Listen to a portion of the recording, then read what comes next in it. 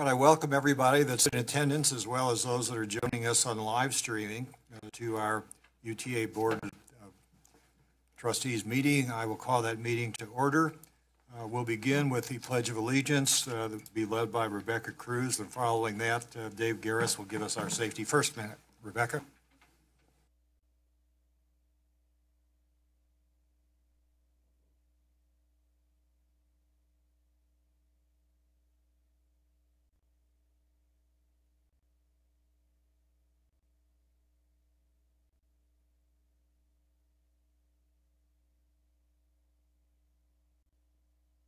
Parents, Mr. Garris.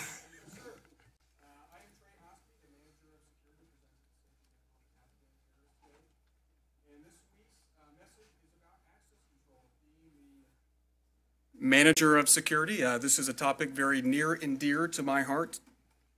So last week we sent out a reminder not to allow people to tailgate into our buildings. A tailgater is somebody who you don't recognize, is not an employee, who just casually walks in behind you. We want to make sure that we ask for an ID or ask who they are and escort them to the appropriate receptionist or security officer as appropriate. Also, don't prop open doors. Sometimes it's a little bit easier to prop open that door, but it's not security or safety conscious. So we ask folks to keep those doors closed. Remember that there are 3 types of approved UTA badges: an employee badge, a visitor badge, and a contractor badge. So if you see somebody that's not wearing one of those, again, please ask them, see how you can help them, and escort them to the right location if they don't have one of those badges. And that is the last of the safety minute for today on access control into our facilities. Is there any questions? Okay, thank you very much. Thank you, Trey and Rebecca. We have 2 consent items included in the packet of information that was sent to you. Their approval of our minutes from our last meeting as well as the August financial report. If there aren't any questions or concerns regarding these 2 documents, I would entertain a motion for approval. It's been moved and seconded. All in favor of that, please indicate by saying aye. Aye. Are there any opposed or any abstentions? Okay, hearing none, that motion carries unanimously. Thank you. Just as an item of information, Greg Bell, who is, by the way, participating by telephone today, was sworn in at the Finance and Operations Committee meeting recently held as a new co-chair, and we welcome Greg to this role and look forward to his service in that. So, Greg, can you hear us? Yeah. Welcome, I guess, but you've already been here, but thank you for taking on this new position.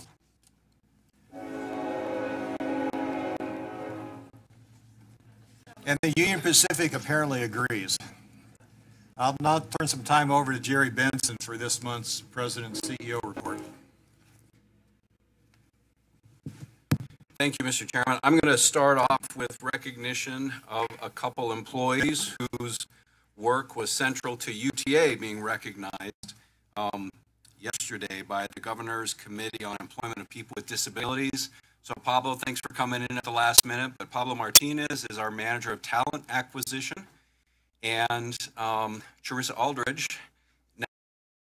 And if you guys wouldn't mind standing up and coming to the podium, because UTA was recognized yesterday with the Golden Key Award, and we were the large employer recognized this year for our work for employment of people with disabilities. And this is the award we received, and it's because of the work of these 2 folks and really a culture, I think, of inclusion throughout UTA that supports this, that resulted in this recognition. I'd just like to pass this around and then say a few things about this award and about our culture of inclusion. We have the opportunity to serve people with disabilities. It's one of the most important things we do. And I remember way back in 1988 when we first started our FlexTrans service in Salt Lake County. This is before the Americans with Disabilities Act. And within just a few months of starting that service, there were 700 people who, for the first time in their lives, were able to have a connection to employment or education. And transportation was the one barrier. But beyond serving that population, we also want to support people with disabilities by making sure they have open access to employment here. And Pablo does such a great job of outreach and recruitment, and make sure that we look beyond any surface appearances or stigma or stereotype we might have about individuals, and really try to discover the talent that they have and the contribution they can make. And I'm proud to be part of an organization that has that as part of our set of values. And we enjoy the contributions of people with disabilities across all kinds of jobs in this organization, and we will do more of it going forward. So I just wanted to publicly thank both of you for your work that resulted in this nice award. And Jamie and I, along with Trustee Taylor, had the opportunity to go and with Cheryl Beveridge, you see in the photo here, our General Manager of Special Services, and receive this award. So thank you guys for what you do, and for setting us up for this great recognition. Thank you. Appreciate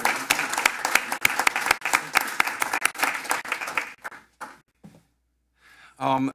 The second thing I'd like to highlight in our President CEO report this month is a visit by the Turkish delegation. So this was an unusual opportunity for us to showcase our transit system to a group of transit operators and municipal government leaders from Turkey. So they were from most of the largest cities in Turkey, including Ankara and Izmir and Istanbul.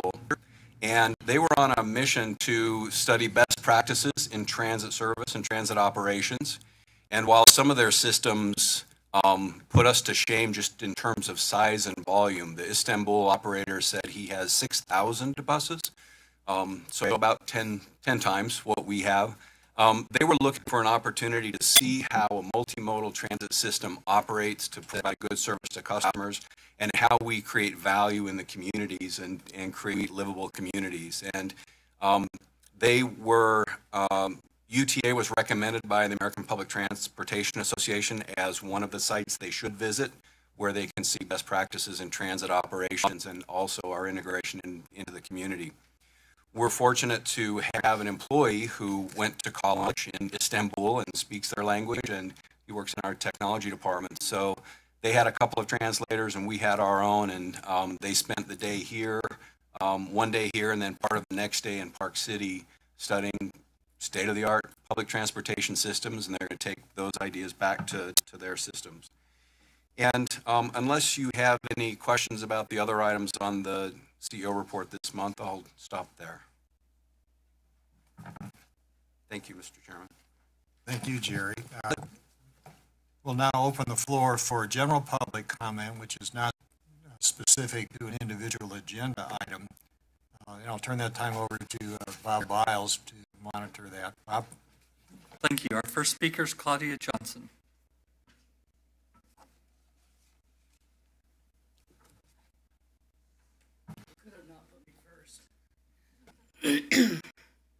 First off, I want to thank you for the vote that you did on the airport of not putting that overhead rail.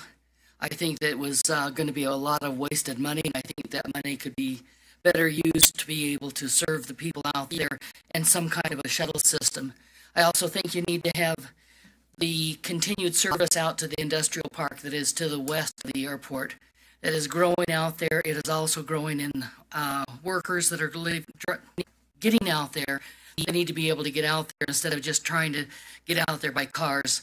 We're trying to reduce those cars, and let's work with that. Third point I have, I think we need to, and I'll always keep saying this, we need to extend the service to those that are in the city.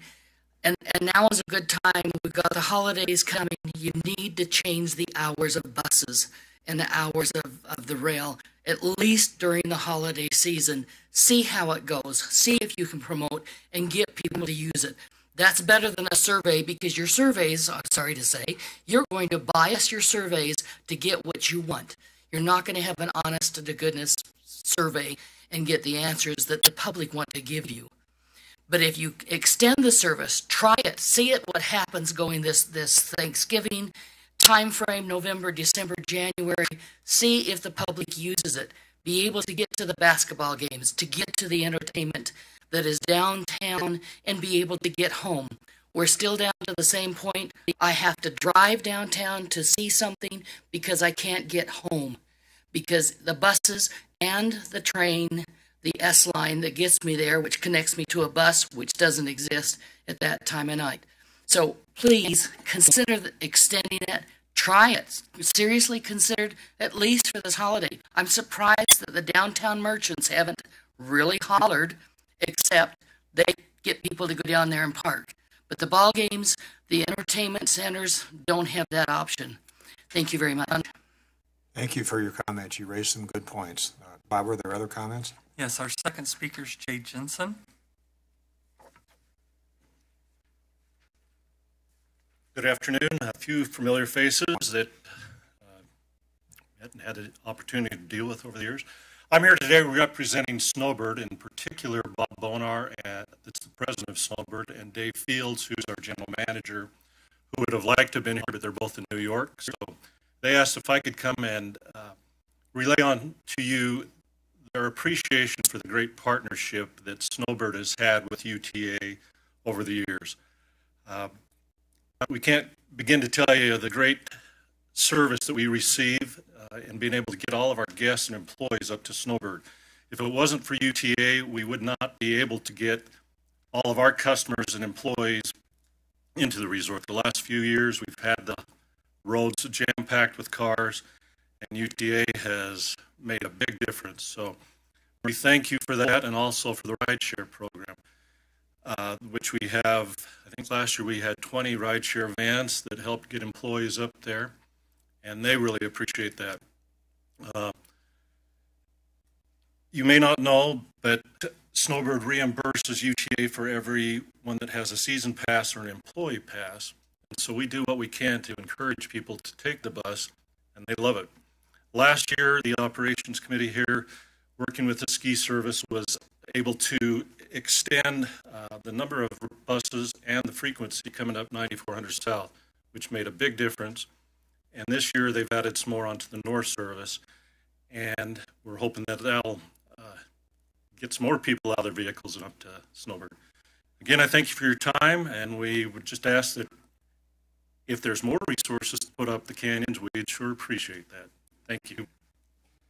Thank you. It's always good to hear good comments, and I will also vouch for the ski bus system. As a regular user, I can testify that last year, with increased service, the buses were more crowded than they were when we had less service. So let's keep doing that work.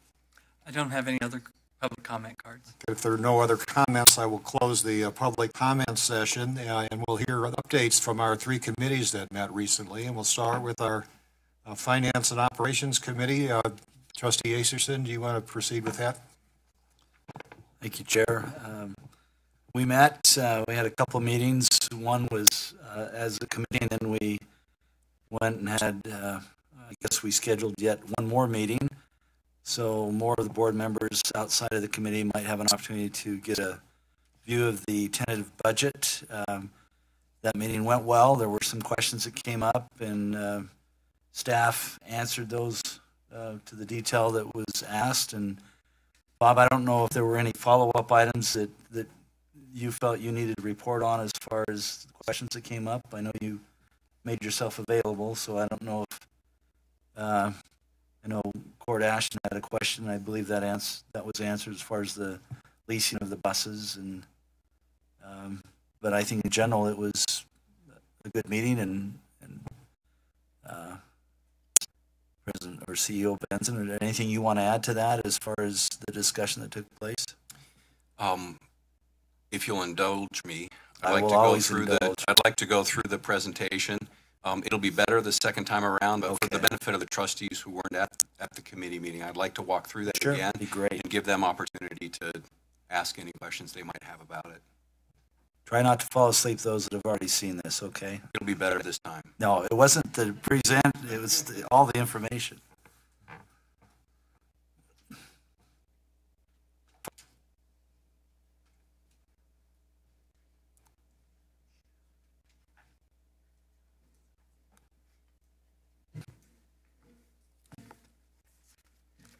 And while I'm up here, I'll say thanks again to Jay Jensen for coming today. Jay sat on that side of the table for a number of years as a trustee. I can't remember what years they were, and we won't bring it up because it was a while ago.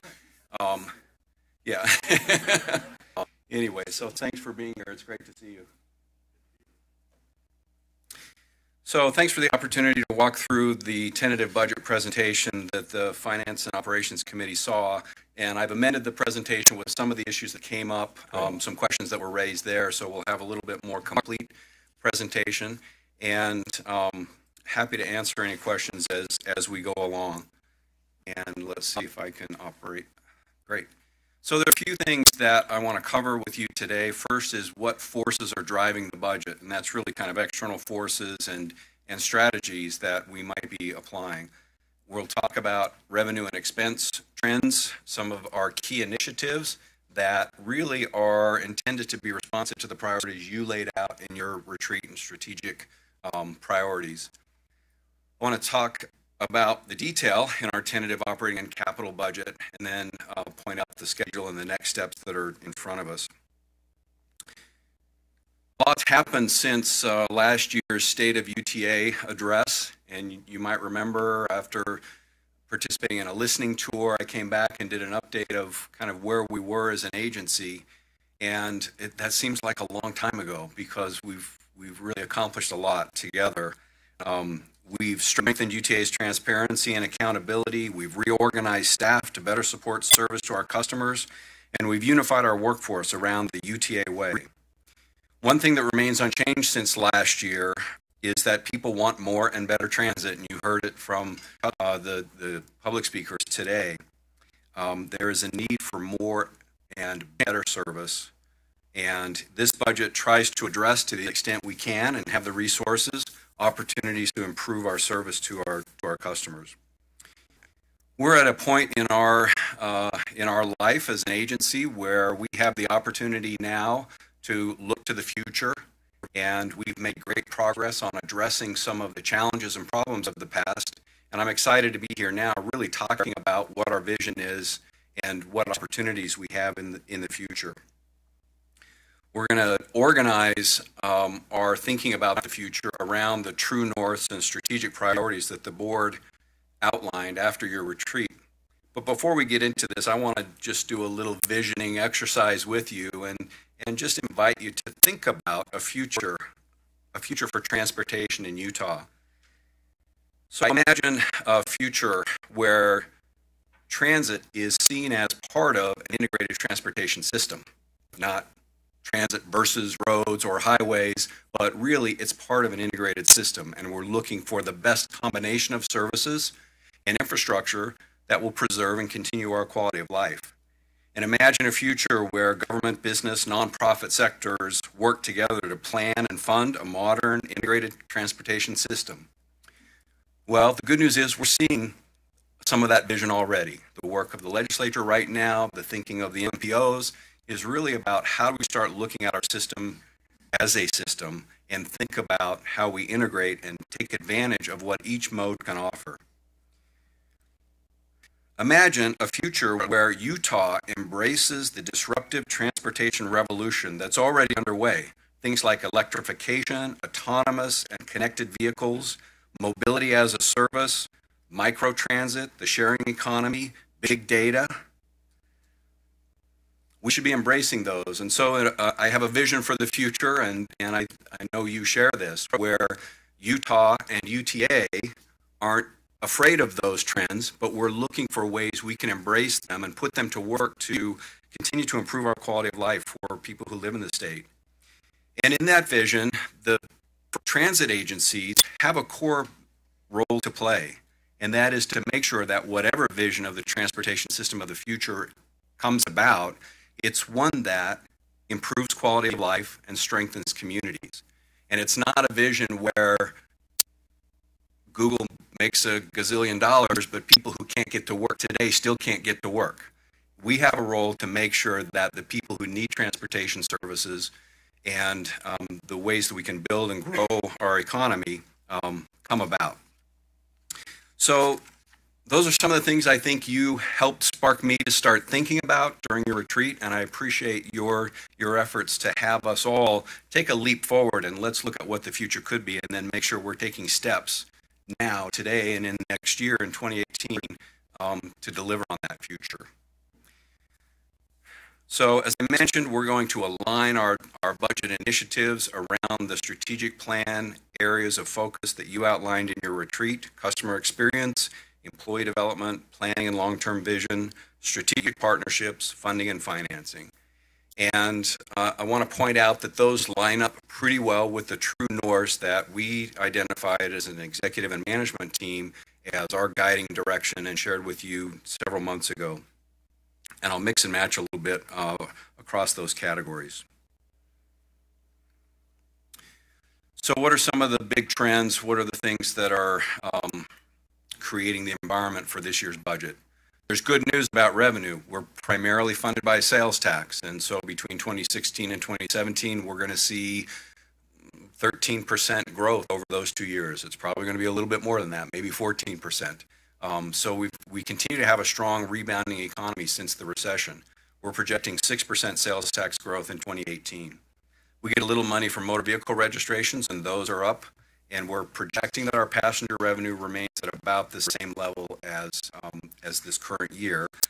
And we're going to continue to improve services so we can drive ridership up. But what we're seeing right now is that ridership continues to be relatively at the same level that it was last year and the year before.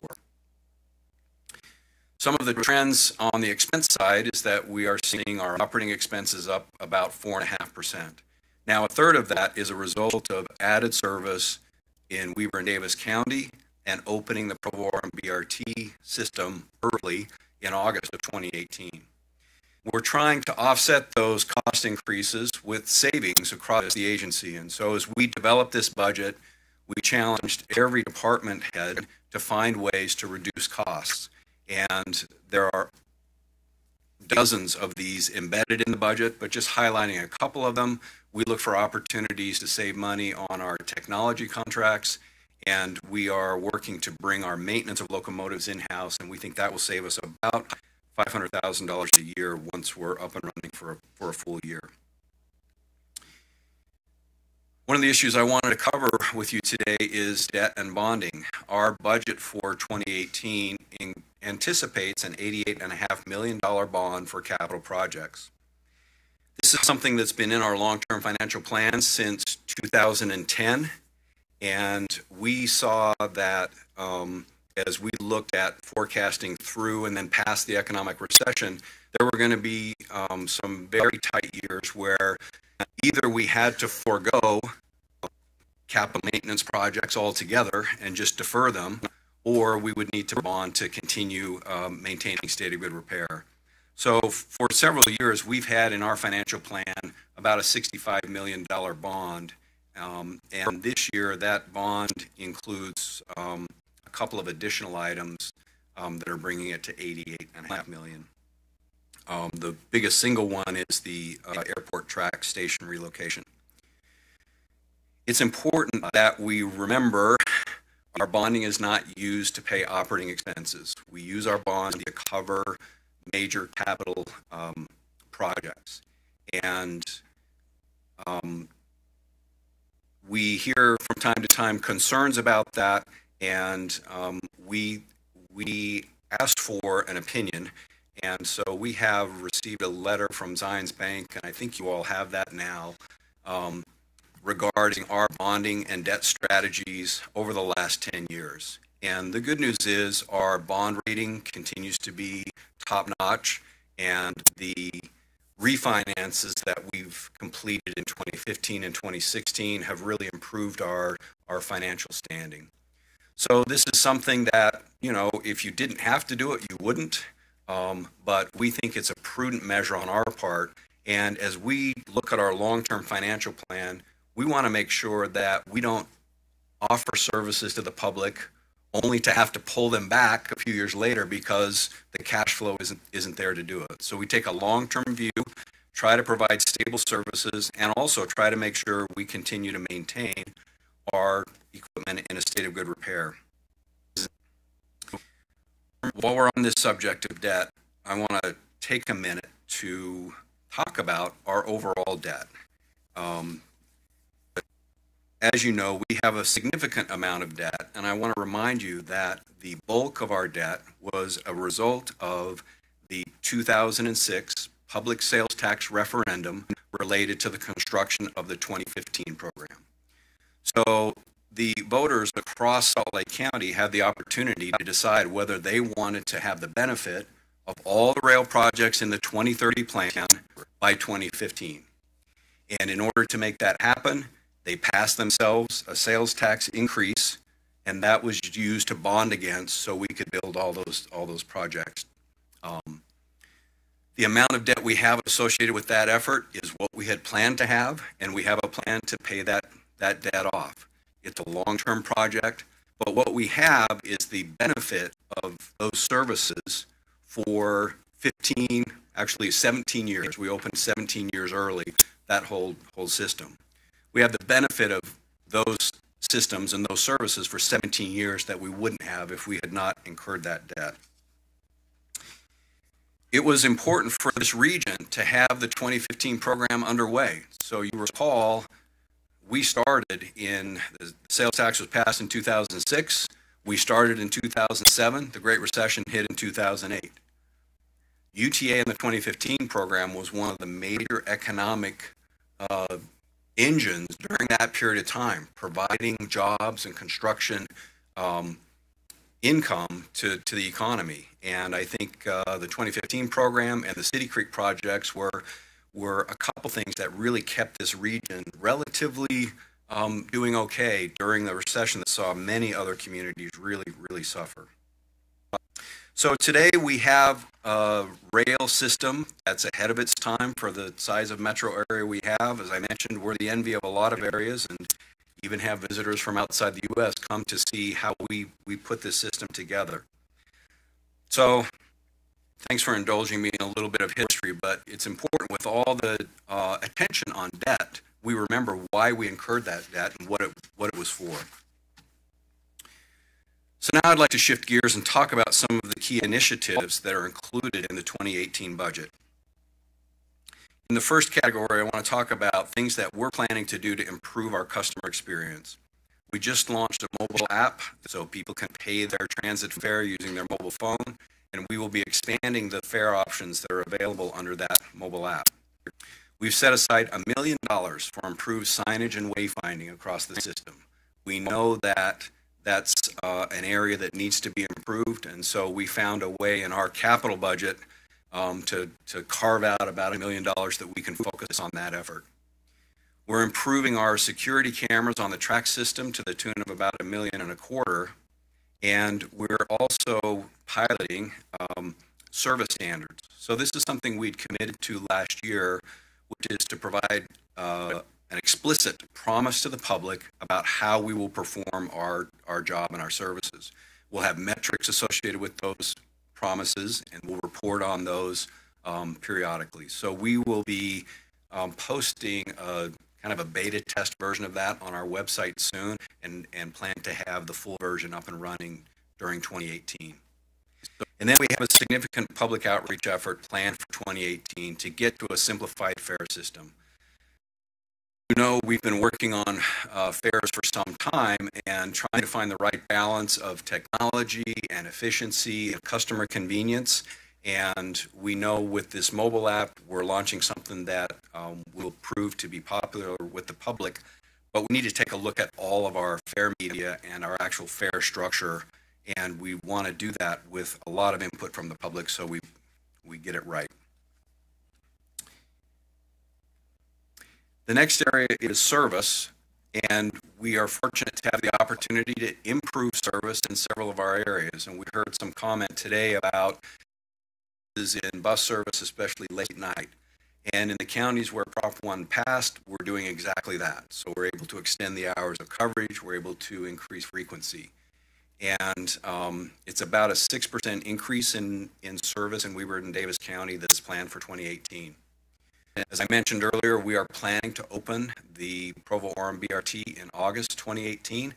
That's an early opening, but it makes a big, big difference for those universities to be able to say to their students, come to school here, don't bring a car. We'll have an option for you with the new BRT system next August. Overall, we're going to have about a 3% increase in bus miles across our system. One of the strategic priorities you identified was partnerships, and we do everything in partnership with someone else, mostly cities and major employers and institutions. Really everything we do, from putting a bus stop in the ground to launching a new service for seniors and disabled, we do in partnership with others. So some of the big partnerships include the Provo-Orem BRT. That's been a very close collaboration with those two cities, Utah County and the Mountainlands Association of Governments, and UDOT. We're going to be increasing service to Park City, and if you haven't been to Park City, I encourage you to go take a visit, ride their new all-electric express. So they have a bus service between Kimball Junction and downtown that's run with all-electric buses, and they've also just launched a new electric assist bike share program, and so you can further your trip with that. And because of their electric express, we're able to increase the number of trips connecting Salt Lake County and Park City. And just to remind you, the operating cost of that service is provided by Summit County and Park City. We offer that in partnership with them, and we're able to improve the number of trips and the service to our customers, because now we've got this high frequency service. We don't have to go all the way into all the resorts and onto Deer Valley. As you heard from Jay, we're going to be improving ski service, and we really appreciate our partnership with Snowbird. We do some custom trips for them in addition to the standard regular trips, and they've been great to work with. They're a wonderful partner, and they really see that long term, we've got to find a way to get more and more people using transit to get to the canyon, so that we preserve that delicate ecosystem of the canyons and get more skier days for the resorts. We've talked about the relocation of our track station at the airport.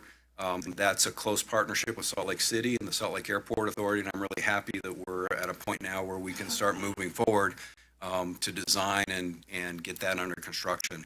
And I'm excited about the kind of connection that we'll have for customers at the airport.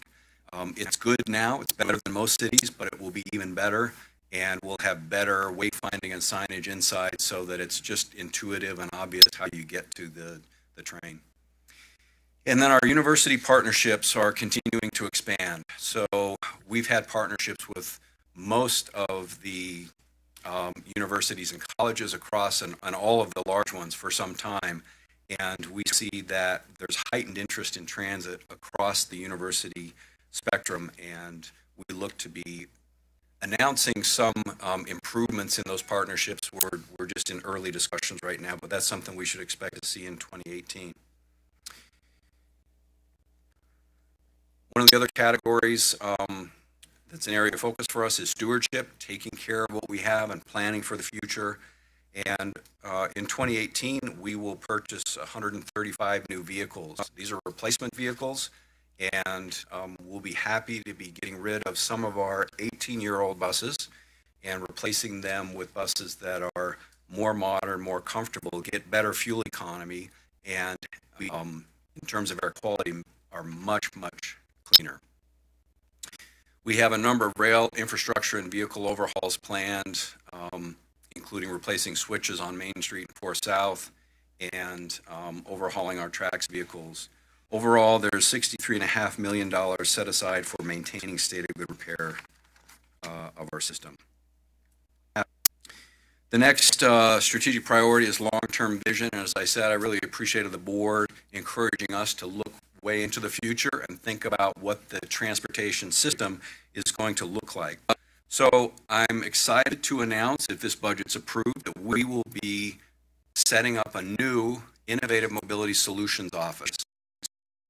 We are taking existing headcount, and we're going to have a small staff. It'll be about 4 people to get started that will leverage our existing work we've done out of our coordinated mobility department, and one of the examples is on the slide of a project that group did, but also to look at opportunities to incubate and facilitate the advancement of technologies. We are going to get our first small fleet of all-electric buses in 2018, and we're going to work with UDOT and others to advance the technology around connected vehicles. And some of you have heard me talk about this before, but we've already started a project with UDOT where our buses on Redwood Road communicate with the signal system. And it's much more than just saying, "Here I come." This technology allows the bus to communicate which bus it is, what route it is, what time it is supposed to be at this crossing, where it is in the location, how far away from the intersection it is, how fast it's going, and how many people are on it. And with that kind of information, UDOT is able to be much more sophisticated in the programming and updating of its signals. And ideally, you'd have a fully connected roadway where you get all that information from all the vehicles or several vehicles, and then you could make decisions about how do we move the most people through this corridor. So when we think about innovation, we think about technology usually. That's what comes to mind immediately when people think about innovation, and especially integration of technology. So the cell phone and the internet, that's what has changed the world in the last 10 years. Things like integration of global positioning satellites and Wi-Fi, that changed our world. That allowed us to know where our vehicles are and then communicate that to us and compare it to their schedule. So our improvements in on-time reliability came about because of that technology. But I don't want to forget that UTA has its own engines of innovation, and we have inside our agency two really strong innovation engines. One is we have an intimate knowledge of our customers and our service and our equipment.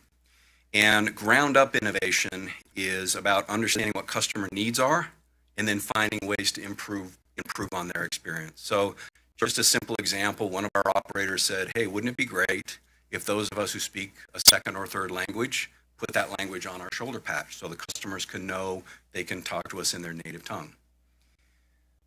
Now, if you take technology innovations and you take these ground level customer focused innovations and put them together, we have really great opportunities. So I think it's an exciting time for transportation and transit, and I think we have a unique capability to take that and innovate in a way that makes a difference to our customers. So if this budget is ultimately approved, this is one of the initiatives I want to kick off early in the year and start to see some incubation and piloting of some of these concepts. And then when we see things that work and can be scaled, we'll hand them off into the operating units and it'll become part of our operation. Some of the things we've done on a small scale this year, you've heard me talk about before, include a voucher program in Weber and Davis County where individuals can ask someone to give them a ride and then pay them with a voucher. It's a very successful program. It's a small market, but it really is making a difference for those folks. And then a couple of weeks ago, we launched the Utah Valley Ride Service. And the photo is one of their vans. So these are vans we were able to provide through a grant program supported by the Federal Transit Administration. And then United Way of Utah County recruits, trains, and staffs the drivers with volunteers. So there's very little paid staff. There's a scheduler who kind of manages things, and the vehicles have to be maintained. But if you think about what the operating cost is for this service, it's very, very small. And we did a soft launch of this, and we've had the opportunity to hear already from the users of the service that it's giving them freedom, and it's allowing them to participate more broadly in the region life. So we're excited about doing more of those kinds of things that extend the reach of our transit system in a very efficient way. And I need to get off of this slide, but let me just say one more thing. We heard some of the public talk about the need for more service, more better service. One of the projects that we're likely to get underway with this Innovative Mobility Solutions is a partnership with a transportation network company like Lyft or someone else. And what transit agencies have been able to do is extend their reach, and maybe it's late in the evening. So maybe all the buses are done, but there's one rail line or one rail service that goes till midnight.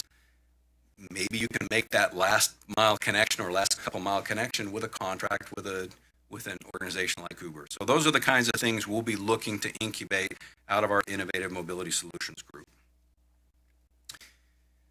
The next area is employee development, and we're excited to launch a new program called Maintenance Mentors. And this is a program where we start in the high schools educating students about the jobs in transit. And I know lots of kids, dream of working for public transit and being a bus operator, but they don't know about all the other jobs we have. And one of the most challenging areas is in skilled trades, skilled crafts. So vehicle maintenance, electromechanics, facilities technicians. And so this is an opportunity for us to go into the high schools, talk about these jobs, and then provide scholarships to students and working internships. This is a new thing for our workforce, to have young people in the workplace being mentored by them in a closely supervised environment. And it was one of the successes in our last labor negotiations to figure out a way to do this so that the mechanics who work in that area will also be the mentors and trainers for these folks. So we're excited about getting that project launched. There were a couple questions at the Finance Committee as it relates to our workforce that I'd like to address here. And one is what happened generally to our headcount. So our headcount or our staffing levels overall have increased, but it's being increased because of those service additions that I talked about. So Provo Arm BRT and then additional services in Weber and Davis County supported by Prop 1. If we take those out, we were able to reduce our overall headcount by 9 positions. And this was a challenge. We all worked on it. We started with the vacancies and said, let's take these vacancies and try to see what we can live without. But I'm also proud to say we have repurposed 15 positions. And so what does that mean? One of the things that's really challenging for any organization to do is strategically reallocate resources from one program or project to something else. When you get underway with an initiative or a project, sometimes they take on a life of their own, or they have constituents or customers who are served by it, and it gets really hard to, take resources away from that. And for us, we're a service agency, it's primarily people, and deploy it somewhere else. So this was another challenge we gave to our management team to find a way to repurpose headcount so we have more resources to spend on the priorities that you all identified in your retreat. So there were 15 of those overall. Just a couple examples. We took a position that was a senior applied researcher, and we've turned that headcount now into a customer experience manager. So this is a person who's going to look at the entire experience and our schedules, our signage, the service itself, and really help us look through the customer's eyes and improve our customer experience. We took a position that was a performance information tech and have repurposed that job into an environmental stewardship and sustainability planner. So I'm proud of the work our team did. That's hard to do. And it wasn't just repurposing within. So our executives, there was transfer across those departments, and that means somebody had to agree to give up headcount or give up a person so that we could have greater investment in areas that you helped us identify as priorities. So this is something that we hope will continue as part of our ongoing evolution and continuous improvement. And I think we've figured out a little bit about how to do this kind of thing.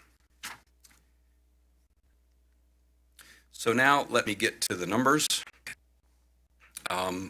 You have in your information the charts that show the numbers, and what I have on the slides here are pie chart and bar chart versions of those. So our operating budget, these are the revenues and expenses we use for running and maintaining the daily service.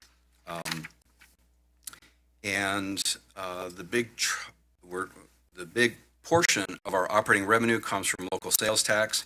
We also receive about $60 million a year in federal preventive maintenance assistance and about $50 million a year in operating revenue from passengers. So this is passenger fares. If we look at the trends in those major categories across the last 3 years, we see strong growth in sales tax, we see growth in the vehicle registrations, and our federal preventive maintenance and our passenger fares are pretty much the same across those 3 years. So where do those revenues get spent? They get spent across our various modes of operations: administrative support, operations support, and then debt service. And the big slices of that pie, our bus operations are 97 million, light rail operations are 49 million, our commuter rail operations are about 27 million, and our paratransit and van pool operations are 26 million. Looking at those categories across 3 years, you can see growth in our bus service and growth in our debt service to pay off debt. Our bus service, as I mentioned already, is primarily being driven in those communities that pass Prop 1. And again, overall, our operating expenses are up 4.5%, and about a third of that is a result of service increases. Moving now to the capital budget, and starting with the revenues, where money comes from. As I mentioned, in 2018, we're planning to issue a bond of $88 million. So that's a one-time infusion of capital money that makes it possible for us to do a number of large long-term project investments.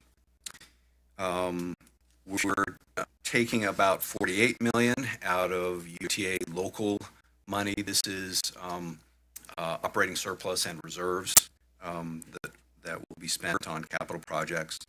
The Provo-Orem trip project has about $30 million in revenue coming in, and then leasing and other grants make up the rest of that. Looking at the trend from year to year, so it's this is kind of the nature of our business. Our capital program, when you're building a big project, you've got a lot of money going into your capital program, and then if you're not doing anything, it all shrinks back down. So our ongoing steady repair, maintenance, and vehicle replacement, year in and year out, that's going to be 60 to 80 million. If we've got a big project like Provo-Orem BRT, which you see in 2017, you know, that was the big driver on the revenue side. Now, a couple of the same looks on the expenses. So a pie chart look at where we're spending our capital money. Provo-Orem trip, about 40 million. Airport station relocation, about 20 million. State of good repair for vehicles is about 23 million. And state of good repair infrastructure, about 30 million. Altogether, state of good repair is 63.5 million. And then other capital projects includes a whole bunch of things. The biggest ones are our Tiger project. So that's a whole list of first and last mile improvements across our service area. Added all together, that's about 13 million that we plan to spend in 2018. Positive train control is about 6 million. That's a safety improvement that's federally mandated for Front Runner. Our electric bus project, we expect to spend about 6 million on that. And then our safety improvement for tracks is the next big one at about 5 million, which is a red signal system. Yes. So on the track system, it's an operator-controlled system, and right, you've driven it, and so you knew that if you wanted to, you could have gone faster than you were told to in the yard. what this red signal system will do is when there is a signal, and if you proceed past it, it will automatically shut down the train. So this is something that gives us an extra level of assurance on top of, you know, our systems and our trained professional operators, and it'll cost us about $5 million to install that.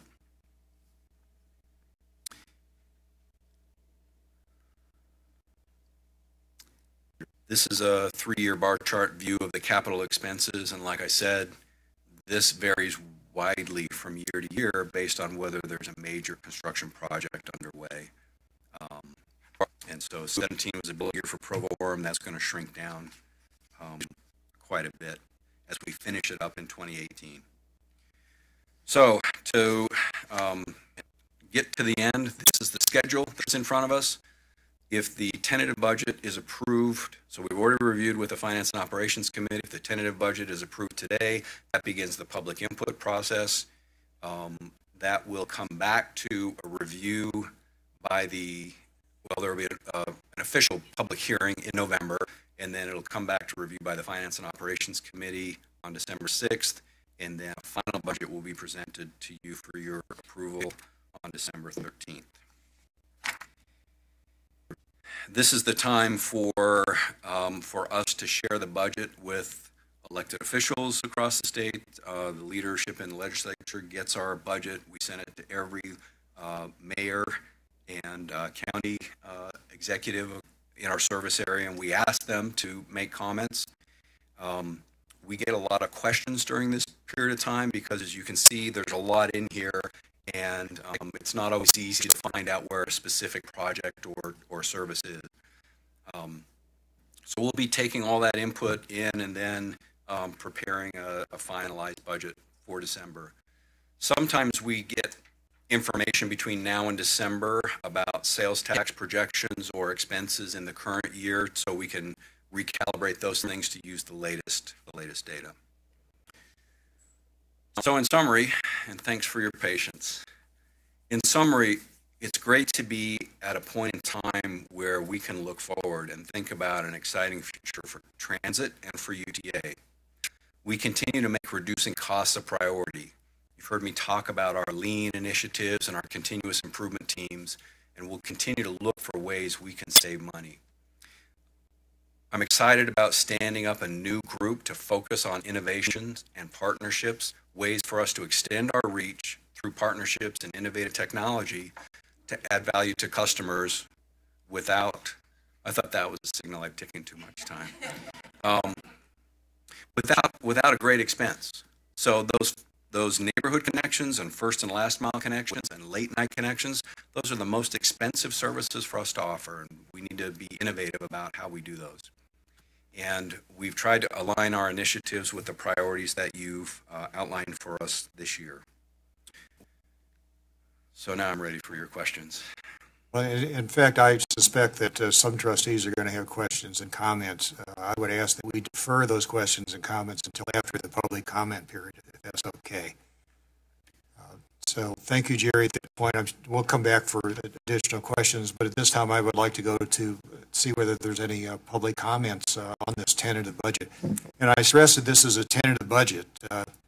This is going out for public comment, and the final budget will not be addressed really until December. So, Bob, are there public comments? We do not have any online or in-person comments. Imagine.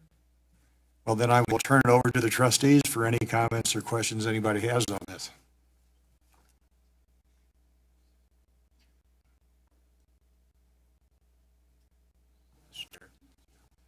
Any questions, comments?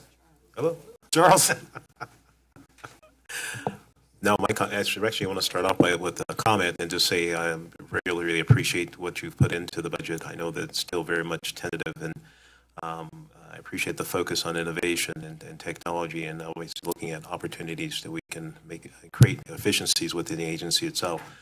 You mentioned a couple technologies. The positive train control, the red, I'm not sure what the term you used, it was a red light something, but in any case, one of the things that I observed at the APTA conference was that much of the technologies that are out there in place, such as accident avoidance, are still being developed. And specifically, my point is around buses, lights and sounds, but nothing in the way of actually stopping the bus to avoid pedestrian impact. I'm just curious if that's something that you've seen in the industry that start to be developed, and if at all is something that we would embrace as part of our operations. So there's a lot happening in that field right now, and a lot of it is leading toward mostly or fully autonomous vehicles. So what's available today is so much more sophisticated than what has been available on autos and buses. We piloted a object detection technology on our buses a little more than 10 years ago, and ultimately found that it was not effective in improving safety. And the reason was our operating environment is so complex. We run buses on freeways. We also run them on multi-lane roads and in neighborhoods, and there are pedestrians and bikes, and you think about all of the potential objects on the side and in front of a bus in the downtown area.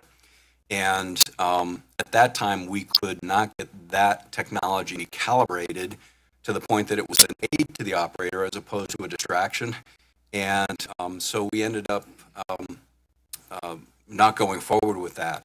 What we see today is a combination of technologies that are much more sophisticated. So it's using cameras, radar, LiDAR to, in an intelligent way, detect the objects around a vehicle. And so as universities such as Utah State University and vehicle manufacturers and others are working to prove out that technology, it certainly is going to be something that makes its way into transit. And there are a few pilots underway of shuttle-type bus transit systems that are kind of in a controlled environment that are operating autonomously, and we'll watch that.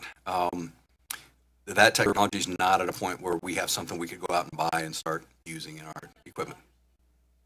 I'm sorry? Yeah. Yeah. Oh, neat. I know University of Michigan started one this school year. Yeah. And my second question is related to Vanpool and the ride share. I've noticed that in the last several years, our Vanpool has increased, and in fact, has doubled, I want to say, within the last 5 to 6 years. And I'm just curious if there's a target, and if there's any analysis that's being done to identify at some point, where those rides are going. Is there an opportunity to potentially replace those vans with actually bus service? Because I know that they were designed to take folks where we're not currently going. But is there an opportunity now, or to potentially look at the data and say, we can offer a bus service there? Thanks for that question. One of the great things about vans is you can do lots of things with them. And so our approach to our van pool service, we started as a neighborhood to workplace commuter service, and that's what most of our van pools still are. But then we've branched out to try to find ways to provide solutions to individuals and employers and institutions with vans that wouldn't work for a bus. So we have services now where a group of individuals or an employer can have a van that parks at the train station and just gets that last mile or last couple of miles. We have a few circumstances where either one or the other of those models got so popular that it justified a regular full-size bus. And our Riverton to the Riverton office building of the LDS Church is an example of that. That started as a van pool service, and now we run a regular route every day. Are there other questions or comments on the budget? Mayor Walker. Looking at the type of buses, where are we at with the natural gas? It looks like I'm seeing a shift to the electric bus. Could you explain to me where we were? Because I know we were we were driving towards more of a natural gas fleet. What's the status of that? So natural gas, I believe, will have a place in our fleet for the next 10 years or so. And the last several years, natural gas has had a significant cost advantage over diesel.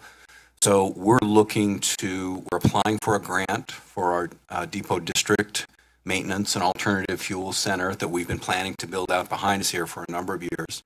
We've already built a compressed natural gas fueling station there, but now we're limited just because we don't have enough space at the central garage for CNG buses. My expectation would be when we build that facility, we would look to probably the next order or a couple orders of buses would be all CNG, because we'll be able to buy and service them here. And we're just getting our feet wet with electric bus. We're going to have a great opportunity. We'll have a great laboratory here in Utah, because the vehicle that we're going to be using with our 5 buses here is a different vehicle than the one Park City's using in their electric express. So we'll be able to do some side-by-sides. The electric buses have a significantly higher initial purchase price. So we'll want to make sure that those vehicles are really proven out and that we don't have any surprises on the charging and utility side of things before we make a bigger investment in that. So I think ultimately in automobiles and in most vehicles, there is going to be a long-term trend toward electrification. But I think we'll be in the CNG and diesel business for at least the next 10 or 15 years. Trustee Taylor, you had a question. More comments, Chairman. Are those appropriate now? Yes. Okay. Just wanted to give a couple comments. I've spent a lot of hours. I've gone through all the documents, and thank you for all the documents, Mr. Benson, that we've gotten. I've actually read every single page of them and have some general comments. And thank you for taking the time yesterday to meet with me and answer a lot of questions. So I'll be brief today. But I'm very happy with the cost-saving things that I've seen, the locomotive efforts in-house and the van pool that Trustee Henderson mentioned. At least the budget for it has increased almost 500%, and I know that's one of the services that takes the least subsidy, so I'm sure the revenues are somewhere along those lines. So great to see that success. I was very happy also and thank the agency for getting the letter from Zions Bank, which I read yesterday. I think it is a good sign that the agency has a top credit rating and our financial staff are to be committed for that. And it is, if you're going to bond, it is the best time in our lifetimes to bond right now. The rates are the lowest they've been at any point in modern American history. So I'll say all of that. I do have some concerns I just wanted to share as well with this budget.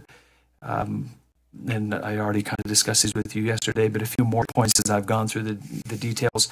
I like to look at trends, and so I looked at the last 5 years. I compared budget year 2013 to budget year 2018 to kind of see what kind of trends are there, because I'm still pretty new here. And it just kind of leaves me with some concerns about the sustainability of our development model or our operation model. I just want to share some numbers, some percents. So our revenues from 2013 have increased dramatically. As you mentioned, part of that's Prop 1, part of that is just, sales tax in Utah has gotten better since the recession. And then the federal government amount has increased pretty substantially too in the last 5 years for the preventative maintenance. So total revenues are up 31% over the last 5 years. However, the passenger revenue is a concern to me that actually is up only 0.8%. So if we adjust anything for inflation, it's actually down, the percentage of passenger revenue. And if we look at it as a percentage of the revenue, is declined substantially from 16% of our revenue was from passengers in 2013, 5 years ago, 12% in the budget you just showed is going to be from passengers in 2018. Almost a quarter decline in the share passengers are paying for the operations of this agency. And of course, this doesn't even include the capital budget.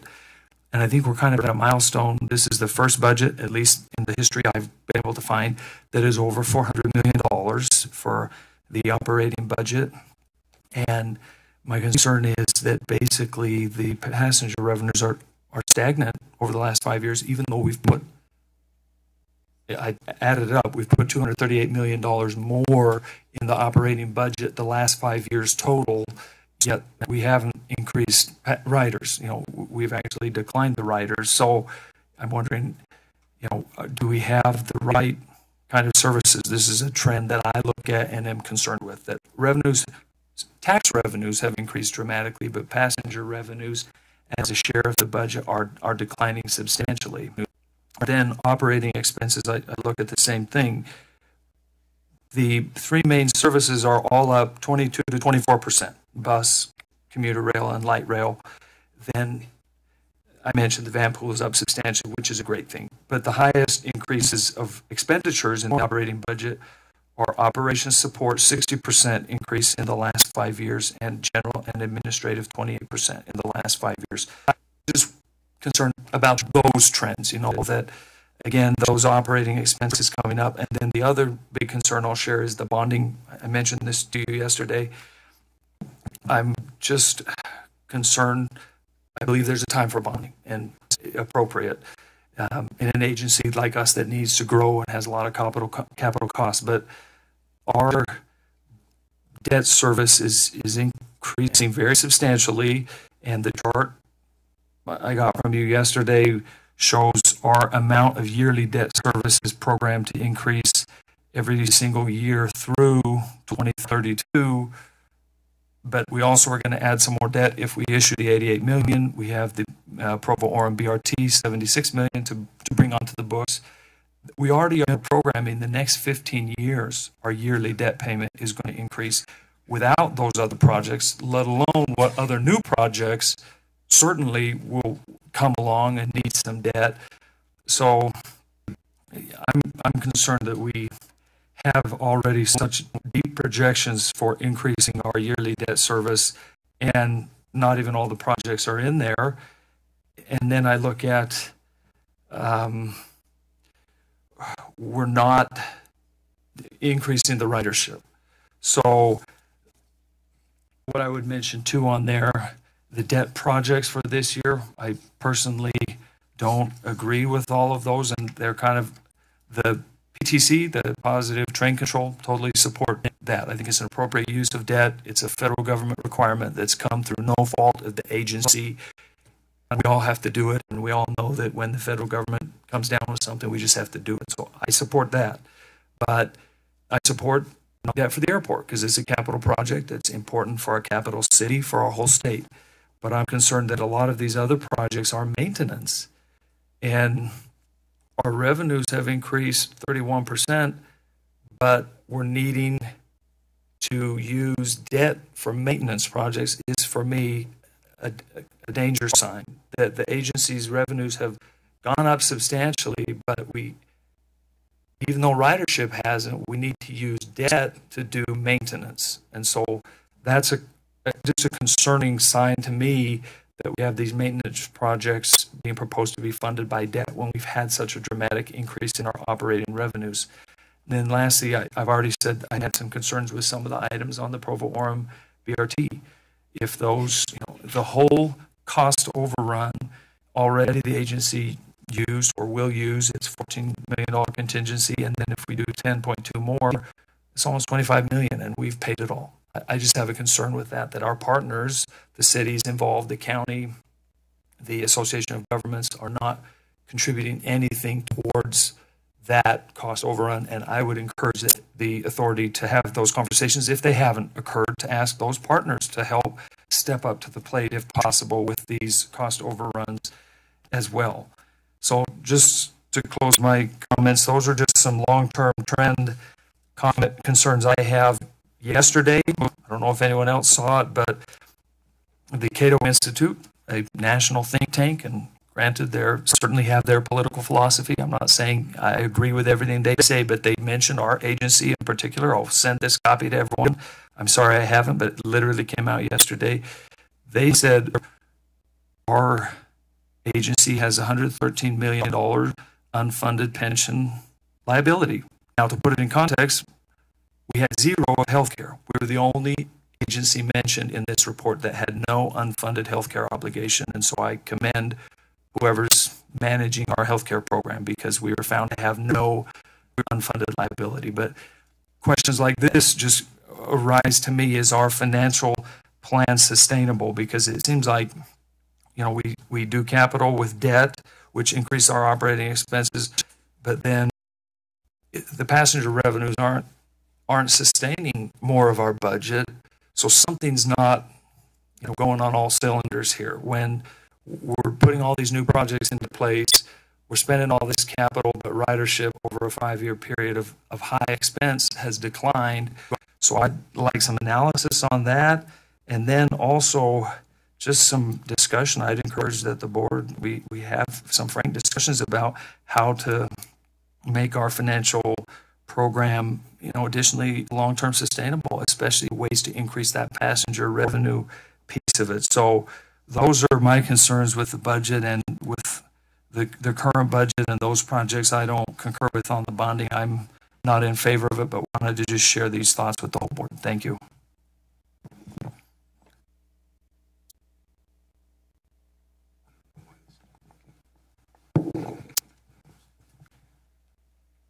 My microphone is censoring me for some reason. So first of all, Trustee Taylor, thanks for taking the time to go through it in such careful detail. And there are a number of issues that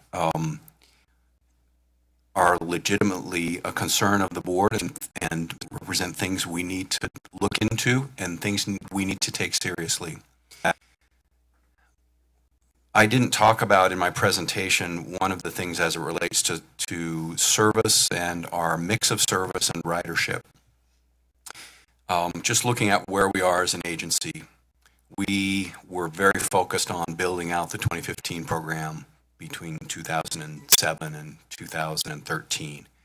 And our attention to system service planning at that time really was focused on each line as it got ready to be open and how we might reconfigure the bus service adjacent to or redundant with that line. And since that has all been completed, then the next thing that hit us was Prop 1 and needing to think about how we can improve service for those communities that passed it. I agree with you that we need to spend some serious time studying how our system is configured and how we can start turning our ridership trend year over year in the positive direction. Part of that means being smart about the kinds of services we provide. Part of it means improving our customer experience. So one of the initiatives that we have for 2018 is developing 5-year service plans for each of our service areas, where we can say, this is what the travel demand is now and in the future. Here's the right mix of rail, core bus network, local bus, maybe partnered services, paratransit and flex routes. Because I would suggest that we provide an excellent service, but I don't think we have necessarily the right mix in every area. And I think that's something we need to do, and now's the opportunity to do it. And I won't try to take the time to go through here with you some of the other things, but I would like the opportunity to do that. And I think that the task for all of us, the trustees and the management team, is to, you know, be really clear about where we are, have some understanding about how we got here, but then really our job is to take the best path going forward. And we have choices in front of us. We can choose to do certain kinds of projects and services, and you've heard me say we've got to be very judicious about taking on new things, and you can see why, given our financial situation. So I'm not sure what process the board would like to do, but I think, for example, it would be productive to take the topics you've identified here, and working with the finance committee, you know, we could march through those so that we have a better understanding of where we are, and you know, we're comfortable as a leadership group where we want to go, what choices we want to make today. Thank you. More questions? Babs? I just had one that I was thinking of. In our size market, is there any transportation organization like us that is making money? No. Public transit is not a moneymaker. The few exceptions are very unusual and they can't really be compared to us. So in places like Hong Kong and Singapore, all of the infrastructure costs are separated from the transit operator. And then the densities are so great that they can actually cover most of their operating costs. But the disincentives for automobiles, the cost of owning and parking a car are just completely prohibitive for most people. So outside of a few unique examples like that, transit doesn't cover its costs with user fees. Right, but in our size market, that's never going to happen. No.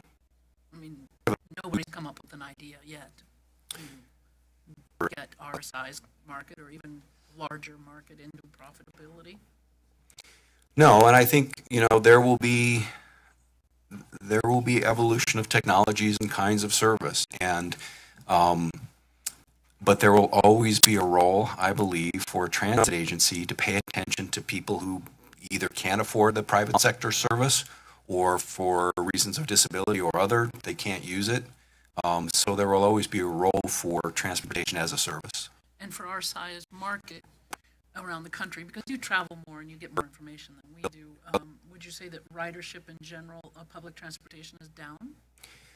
Well, we heard that loud and clear at the conference we had a chance to attend a couple of weeks ago. The transit ridership across the country is down. Because of and gas prices? That's a big driver, and I think there was a latent auto purchasing demand pent up after the recession. So we've seen more people buying cars because now they have jobs, gas is still cheap, and so almost every transit agency is seeing a decline. So we're not thrilled to be flat, but we're doing better than most. And we do see in the areas where we're able to make service improvements, and in a couple of our modes, front runner and streetcar are both up year over year. Thank you. Thank you. Are there other questions? Yeah. One of the things that Trustee Taylor mentioned was our lack of funding for our pension. And although that is a very serious concern, we're working on it. We have a date certain where we intend to have our pension 100% funded. Other entities throughout the country have worse trouble than we do. They're not working on it. They aren't planning for the future. We're planning, we're working on it, and we're funding it. It's one of those things that we must do, and we recognize we must do. So yes, to acknowledge our concern, but also tell you it's not something we're ignoring. Thanks for that clarification, Gina. On the employee side, you mentioned that in absence of the increase in headcount associated with the BRT and with Prop 1, that your headcount was actually down by about 9. I'm assuming that is all vacant positions and not a reduction in force, but I wanted to confirm that. That's right. It's vacant, and then there were some reassignments, but it's mostly just using vacant positions and repurposing them or not filling them. Okay. Second question, and I sense your excitement about the creation of the Office of Innovative Mobility and share that, but I'm wondering where those positions are being coming from. So they're from actually across the organization. So we've identified positions from administrative departments. So it's taking people who are working in one specialty area and I think we haven't announced, who's going to do what, but I think there are opportunities for people who are working in the agency who may have had some crossover experience with these kinds of things to actually move over and become full-time work in this. So they'll come out of our existing administrative departments. Charles. Is there someone down? Okay. In any case, just wanted to follow up, Trustee Taylor, spot on with your analysis and the digging into it. I really appreciate what you've done. Many of the questions that you're asking were addressed in the APTA conference. I will assure you that there are a number of agencies that are experiencing very much the same discussions, or having the same discussions and concerns with ridership, fare box recovery, obviously looking at trying to make improvements in the service that they render to the riding constituencies that are out there, as well as those who are not currently using the system. And that's one of the things I applaud our agency in, that we're looking at ways that we can get those folks out of their car. One of the things that we've known since I've been on the board, ridership has kind of ebbed and flowed. When gas prices are down, people have a tendency to want to drive more. When gas prices go up, they have a tendency to want to use transit more. We have congestion, and that's not as much of an issue here as it is in some of the larger metropolitan areas, where they're running breakneck speed to try to stem the tide of the number of folks that are on the roads. And so there's more of an incentive in some of the large metropolitan areas. But overall, as Jerry had indicated, ridership is down nationwide. I think it was 4% is what I heard in some of the discussions of one of the breakout sessions. In any case, one of the things I may suggest to the team here is that we have our budget, but I think some of the things that might be answered in some of your questions, specifically, Trustee Taylor, is maybe a strategic plan that says, here's what we're doing. Trustee Christensen also mentioned that we have a plan, the pension funding, but I don't know that everyone knows that there is a strategic plan behind. So maybe that's something when we deliver a budget, is really kind of talk about that strategic plan to address some of those concerns that are being brought up here, as well as maybe some of the folks that are actually in the public that have a desire to know more of what's the detail behind the numbers. That aside, there was a plan, it was part of our budget process, that we were taking surplus properties and selling those properties. And I know it was right around $15 million, and it was $5 million, I think, over the last 3 years. I didn't see that number this year. I'm assuming that we're done doing that, and that there's no other opportunities to continue to do something along those lines to surplus properties. So that's accurate. We did not include a revenue source from sale of properties. And from time to time, opportunities present themselves, and if they do, we'll bring those to the board. But that's not one of the strategies we've included. Other questions, Court? Yeah, when I was on the Salt Lake County Council, Salt Lake County enjoyed a AAA bond rating and was one of the few counties in America that had that. Do you have a feel, Jerry? This letter, we spent a little more time with it on our committee meeting last week, but do you have a feel for how many transit agencies enjoy this kind of a bond rating? Is this pretty rare, or is this pretty normal, or would help us know? Obviously, this is great, but how do we compare to our peers? I don't have that off the top of my head. I don't know if Bob does. We do participate in a peer review group in the transit agency, so that's something we could reach out and kind of see where do people stand now, several years post-recession, in terms of your ability to borrow money. Other questions or comments?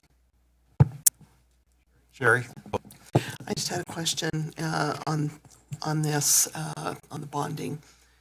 What percentage of our bonding capacity are we currently utilizing? I'll let Bob take.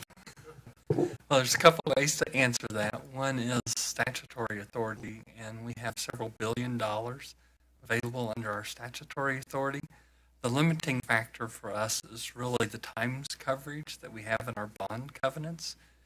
We can still afford more annual debt service is the way that's calculated. As far as actual amount, it's tens of millions, but I don't remember the exact amount. So it would be, so are we using what we're using prudently at this point based upon what you're seeing? Well, one of the things that we've done the last couple of years is look at refundings, and not to stay static. We've been very fortunate that we've hit the low point of the market the last 2 times that we've been out in the market, which has been very good. Then we take those savings and we're using that, putting it aside to pay off debt early, likely in 2022.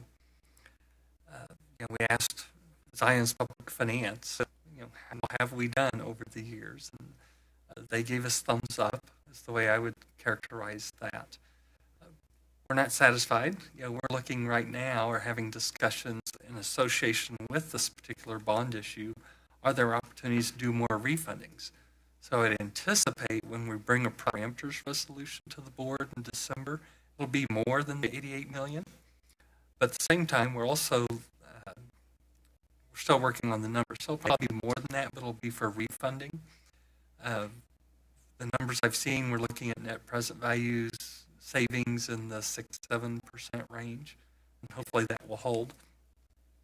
You anticipated my next question, which was, are we looking at additional finance? We look at that on a regular basis, and the best time to do it is when you're issuing other debt, because then you minimize the issuance cost if you can do it all at one time. The other thing we'll be doing is, before we issue the debt, we'll look at we'll better refine the cost of the projects. And Jerry referred to, since 2010, the anticipated bond size was $65 million.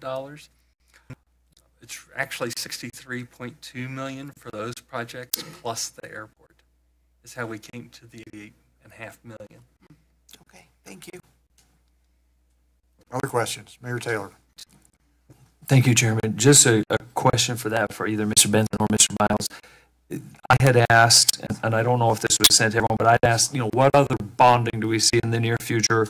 And you had sent me back information, because my concern is if some of these projects, not the majority, but some of this year's bonding projects are maintenance, and that's a warning sign to me. So these other, or the projection for future debt, largely is just taking the debt for the Provo and BRT, but there was also $67 million for 2020. Is that, can you just give us any details?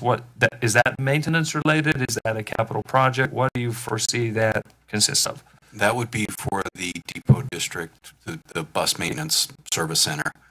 And it would be contingent on receiving a federal grant, a bus facilities grant. And so if we receive the bus facilities grant, we would be able to match it with local funds we received from the state legislature last year for an alternative fuels maintenance facility. So there's funding that would go to pay back that bond. It wouldn't, have to come out of ongoing operating.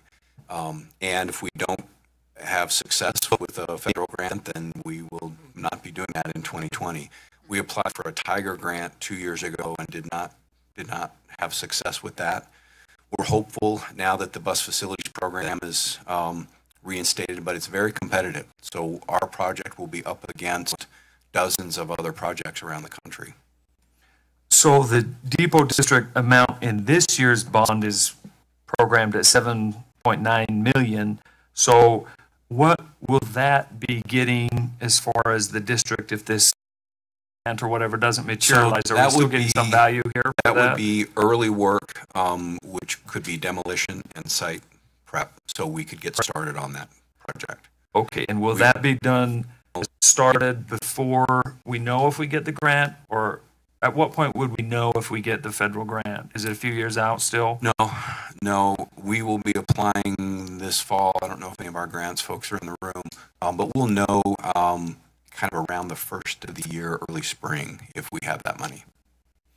Okay, so and last question on that, is it the administration's intent that either way that roughly $8 million of work will be done regardless of whether we get a grant or not, or is that kind of a precursor that will only be done and that debt issued if we're getting the grant for the larger project?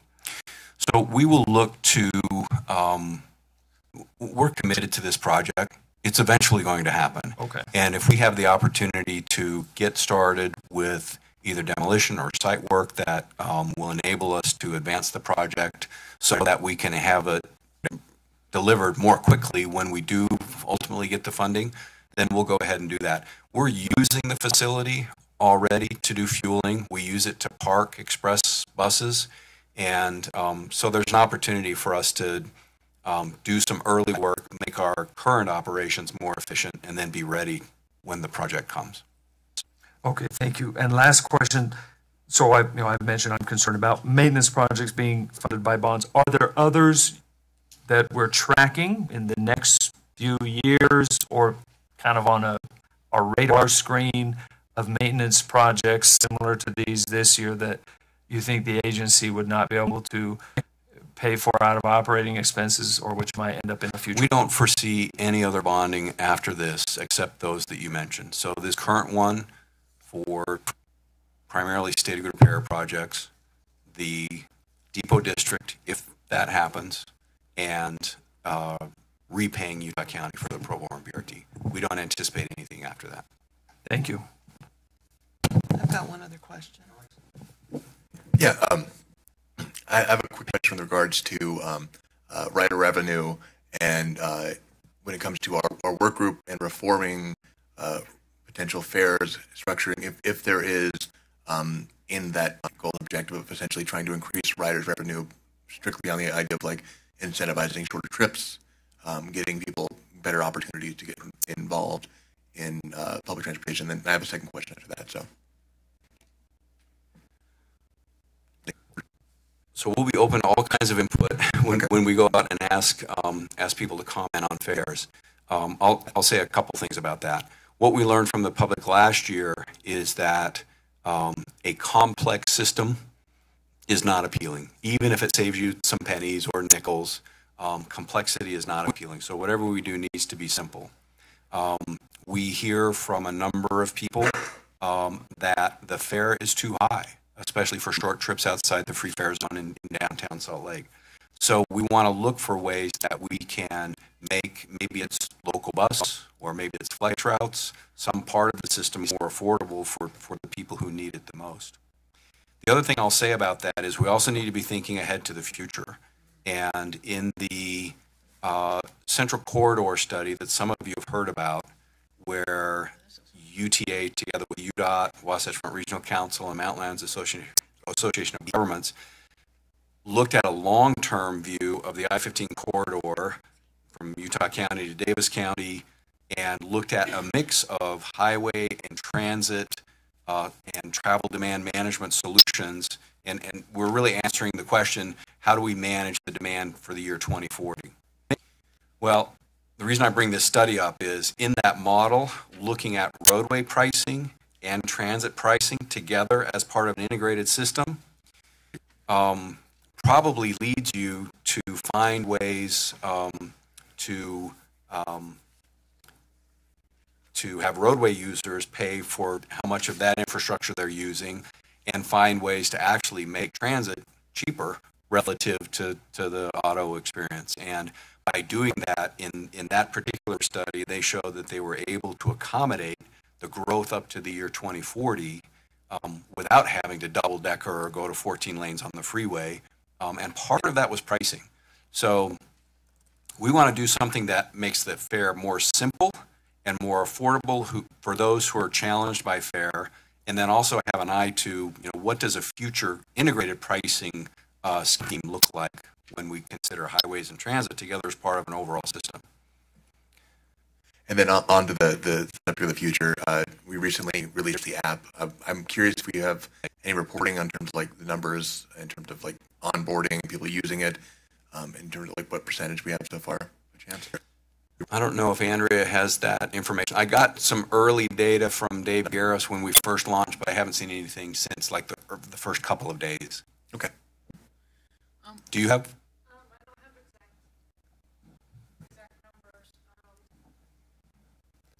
but we are signing up. We had a very, very strong start. In fact, the vendor said it's probably one of the strongest beginnings they've seen of all of their clients across the country, and we are regularly seeing several hundred at least new downloads each week, and then there's a little bit of a lag between people download the app and then they buy a ticket and use it, but we're seeing that trend also increase. So I don't have exact numbers, but it's very, very strong, and both us and the vendor are very pleased.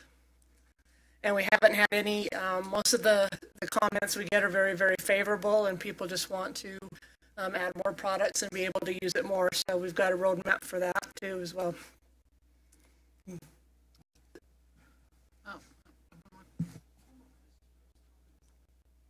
are we working there? Is we keep asking about how do we compare to other systems. It might be nice every once in a while for you to maybe give us a little chart about some of the major issue, not competition, but similar systems to our size in the United States, maybe the top 5 or something, what they look like as far as revenue, fares, and debt and service and that sort of thing. I think that'd I'd be happy to do that. Yeah. We, I know you have this data in your head, but well, not in my head, but I know it's out there. Truth is out there. At the end of each year when we do our comprehensive annual financial report, we do a snapshot. So you can look at 2016 and see kind of how we stack up against peer agencies across our modes. It's called the Comprehensive Annual Financial Report. And it's like 130 pages, so this stuff is at the end. I'll save you some time. Yeah. And then I'll just mention, we participate, in fact, we were a founding member of the light rail benchmarking group. We participated in a number of industry benchmarking groups. And Todd Provost has been the chair of the light rail benchmarking group and was one of the people who got that going. And Brad Armstrong, who is here, he's also one of the principals in a financial benchmarking group in the industry. And then we're also a member in the bus benchmarking group. So we'd be happy to provide some comparisons. Those are more fine-grained, looking at labor utilization and absentee rates and productivity.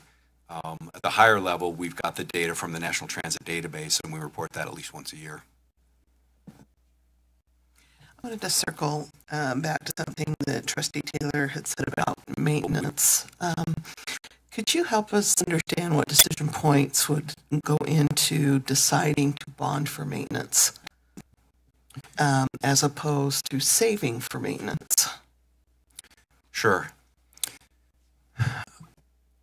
I think that we would all agree that if you had cash flow beyond your needs, it would be easier and simpler to pay for things as you needed them. But just like in our personal lives, in businesses and in public agencies, we don't always have the cash flow to take care of the issues that come up. And so bonding is a common strategy for public and private organizations to make investments so that they can enjoy the benefit of a resource or a facility or an infrastructure today, and then pay for it over time while that facility is being utilized and is productive. So we would not bond to pay for daily preventive maintenance of our vehicles. And the projects that we're including as being funded by this bond are, some are new projects, but the ones that are replacement can be considered a recapitalization. So take the switch on Main Street and 4 South. That switch was installed in 1998, 8 or 9. I don't know exactly what part of the sequence that was on. It was put in service in December of 1999. So it will be about 20 years old when it's replaced. Well, it's to the end of its life. And so we're basically buying a new 20-year asset that will be placed in service. And then, 20 years from now, we'll evaluate whether, that's something we've got cash flow to pay for in a current year, or it's something that would be included in an overall program of bonding so that the other choice that you have, and you've seen the experience of too many public transit agencies, is you just defer it. And you say, well, we don't have the money now, we'll wait till it fails. Well, if the switch on Main Street and 4 South fails, it affects the blue line, the red line, and the green line. And it affects 70,000 people a day who use that. So that's not really a viable option in our mind. And if I could add something else, one of the things we have to do when we perform a bond issue or issue bonds, we have to show that the average useful life of all the assets exceed the final maturity of the bonds. So we've done some work on all of these. These all range in 20 to 50 year useful life. And so we're not picking things that have a 2-year useful life or things of that nature. This isn't wiper blades or? Not wiper blades. It's long, useful life, critical to the system, and that has, obviously utility to the customer. And in your analysis of that, is it less expensive in the long range to bond for such projects than it is to track costs and risks? Yes, Trustee Taylor mentioned this is a great time to issue debt. If you're going to issue debt, now's the time to do it. Rates are still very low. Some of the information we've seen from our underwriters would say that only 4% of the time in the last 30 years have rates been this low. And we've been able to refinance in that environment. So, as Jerry said, we don't have any plans in the future to include items that we're having the debate about, are these operating or not. Mm-hmm. From my perspective of how you define capital assets, these are all capital assets. Are they part of a large system that you might say, well, yeah, this is maintenance? Sure, you can take that viewpoint too. So in your estimation, this is the most prudently conservative and fiscally responsible way to address maintenance for our organization at this point? I would say it's fiscally responsible. Okay. Mayor Cronin. Just a question on the ridership. We've talked several times, we heard again this morning, people saying that they think that there would be more ridership if we had some of the lines open later. I'm sure you've done the studies, but at some point, could you share the studies of where the cost neutral point would be and how many riders we would need to gain in order to keep the lines open later? I can answer that right now because the routes, and I think Sugar House is a good example. Route 21 used to go later, and those that did run later, the reason those trips were trimmed is because those were the least productive. Of all the hours of the day, between 8 o'clock p.m. and 9 o'clock p.m. is the most unproductive. And so one of our efforts in those counties that passed Prop 1 is to fill that back out, to fill out that service so that it's something people can use all day and ideally 7 days a week. But we need to keep in mind that adding service, adding a trip at 8 o'clock is going to be less productive than a trip at 5 p.m. It just is. And if we're only evaluating it in terms of how many passengers per hour, you would probably get more passengers per hour putting another one at 5 o'clock. Even though people already have choices, you could fill up more of your vehicles. So we recognize that we're needing to round out the system and restore services where there had been. But as we do that, it's not going to be as productive as our peak commuter, rush hour services. I don't know if that did answer it, but it's we're not ever going to make enough back from passenger fares to cover the cost of that. And as we add it, it's going to be it'll be less efficient than the core service that's in place now. At some point, you get a network effect. And what we've seen with our service additions in Weaver County is that as we increase frequency from 30 minutes to 15 minutes on one route, the ridership on 2 other routes increased because now the connections were there. And so at some point, you do get some synergy and you get some network effects. But as, if we just take one route and add service in the evening, we're probably not going to see a big part of that until you round out the whole system. And I guess what I was going for is that network effect. Have we looked at what it would take to see a network effect for keeping the lines open, not just one in particular, but the lines open later at night, so that people could depend on it more? Yeah. So that's some of the thinking that's going to go into our 5-year service plans. And Laura is here and is working on them probably right now. But, if we look at communities around the world where transit has a significant mode share, maybe even more than half of the mode share, you see that they have service late into the evenings, higher intensity of service. And so we've got a long ways to go till we get to, that level of being competitive with the alternatives that people have now. If there are no other questions, I think we should move on to a consideration of this tentative budget. But before we do that, let me ask the question, is there anyone who thinks they should recuse themselves from considering this motion? I'd like to follow up with Rihanna. Rihanna, based on the conversations you and I have had, do I need to recuse myself?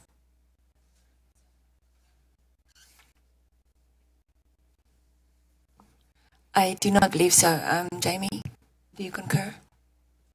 It was with regards to... I'm not aware of any board member with a conflict on this side. Thank you. I would then entertain a motion to approve R2017-10-01, approving the tentative 2018 budget. So moved. Is there a second? Second. It's been moved and seconded. All in favor of that motion, say aye. Aye. Are there any opposed? Mayor Taylor, are there any abstentions? The motion carries with one negative vote. I want to thank Jerry and the executive team, as well as Jeff and our finance and operations group. There's been a lot of work that's gone into this, and I think they've done a great job of aligning the budget with the strategic things that we talked about in our retreat. So we're looking forward to getting input from our public and from our stakeholders, and I'm sure we'll end up with a great budget. I'll now ask Trustee Sherry Everett Hall to report on the meetings of the Service and Customer Relations Committee. Thank you. The Service and Customer Relations Committee met this month to review the charters for two important citizen advisory committees to UTA, and we're going to be asking the board to approve these charters today. They include a Citizens Advisory Board. During the 2017 session of the Utah State Legislature, Senate Bill 174 was passed requiring the Utah Transit Authority to form a Citizens Advisory Board. The committee met several times over the last few months to discuss the structure of this advisory board and its membership. The charter included in your meeting packet represents our work to formally establish the Citizens Advisory Board and to define its scope of duties and its governance structure. UTA's Citizens Advisory Board will be a non-governing advisory board organized to provide customer insight and broad strategic advice to UTA management. UTA's Board of Trustees is responsible for appointing up to 12 members to the CAB, and nominations are currently being received. We anticipate appointing CAB members by resolution at our December board meeting.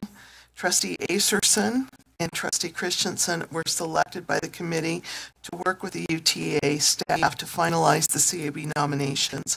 And the new Citizens Advisory Board will replace UTA's former Citizens Advisory Committee, the CTAC, Community Transportation Advisory Committee. So we're here to request a motion to approve the resolution 2017-10-2 Citizens Advisory Board Charter. So moved. As a former member of CTAC, I second. Thank you. Well, we're a little bit premature on doing that. Why don't you go ahead and talk about the other resolution? I think both of these are close enough connected that we can do them at one time. And before we have a motion, I do want to have some public comment or see if there is any on that. Thank you. I removed mine. All right. And then we're also approving the charter for the Committee on Accessible Transportation. UTA's Committee on Accessible Transportation is a citizen committee consisting of members and advocates of the disability community. The CAT is formed in Article 4, Section 3 of UTA's bylaws and has been offering great citizen advice and insight for many years. The charter included in your board packet is meant to update the committee's charter from one approved in 2014. The primary revisions include reducing the number of members from 18 to 12, reducing required representation from specific disability groups from 2 per group to 1 per group, updating membership requirements to allow individuals who previously served on the CAT to apply for membership after taking at least 1 year of leave, and adding a requirement for the CAT chair to provide an annual report to UTA's Board of Trustees on significant accomplishments. The CAT has reviewed and approved these changes and are asking the Board of Trustees to formally adopt this new charter. Thank you. Bob, is there any public comment on either of these resolutions? I have no public comment on either one or anyone in attendance. All right, then I will turn it over to the board. Does the board have any questions or comments on either of these resolutions? Seeing none. Court? Got to watch that light.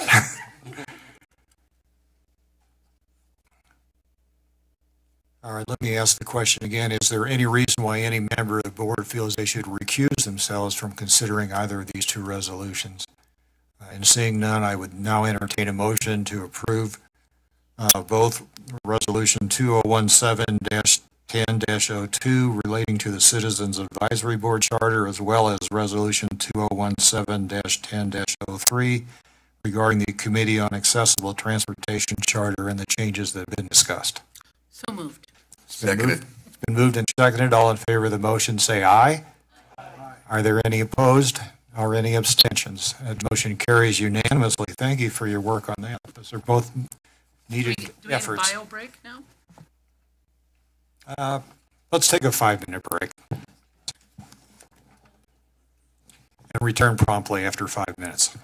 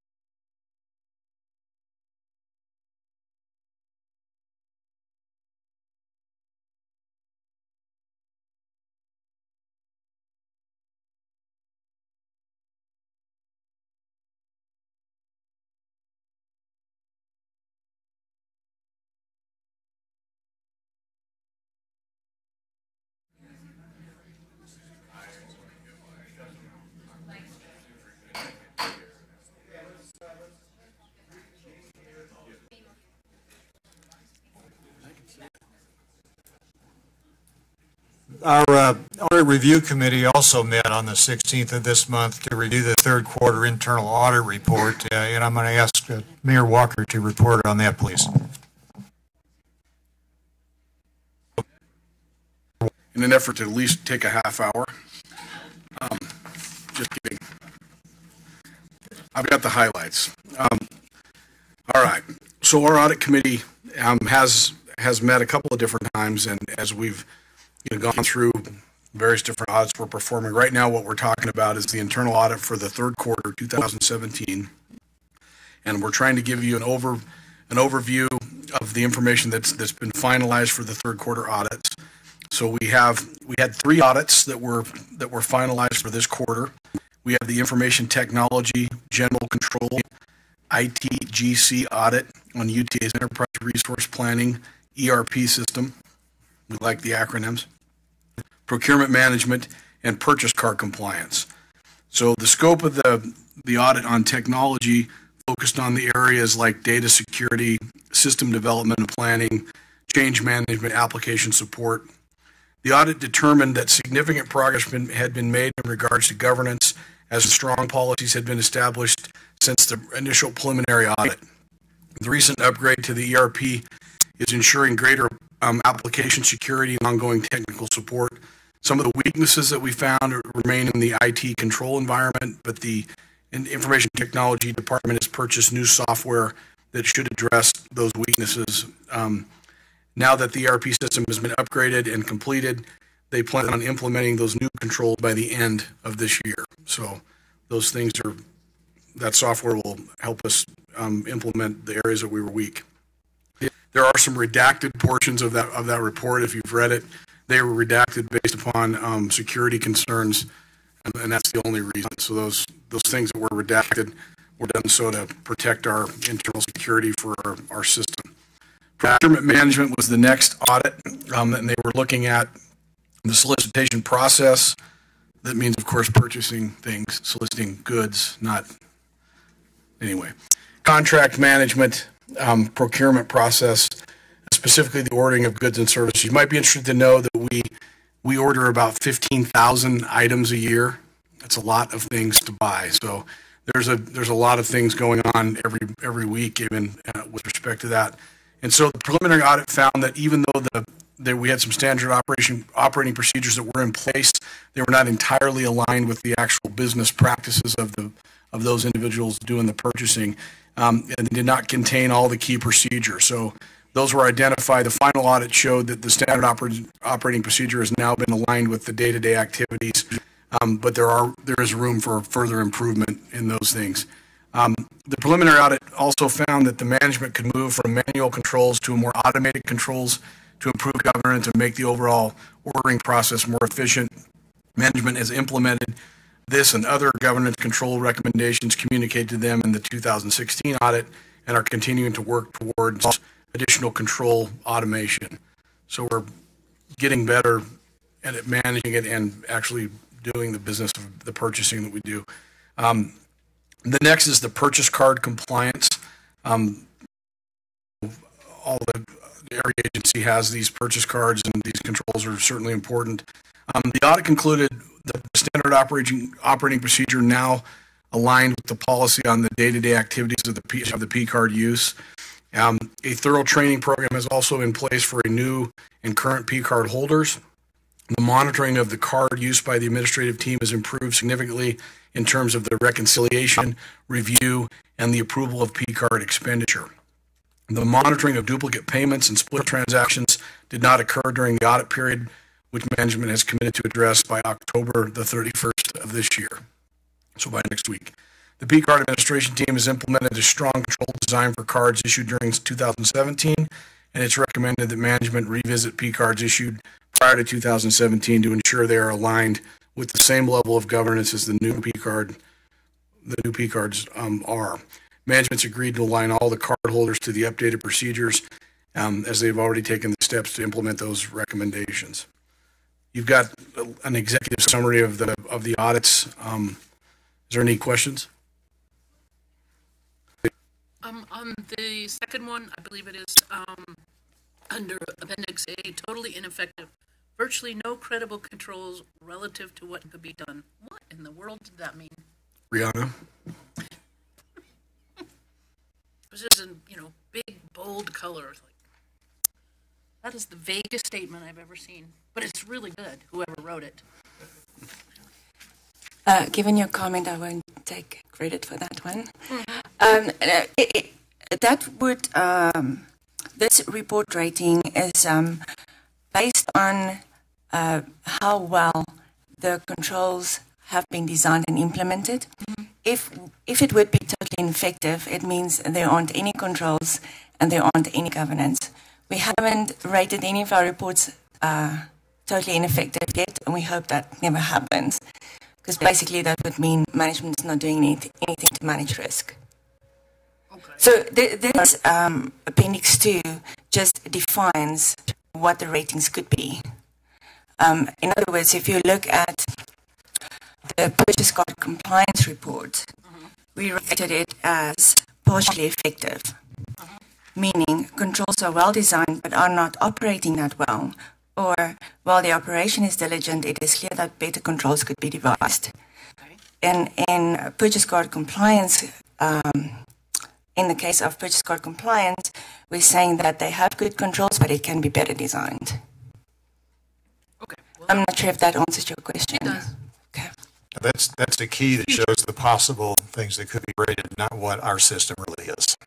Yes.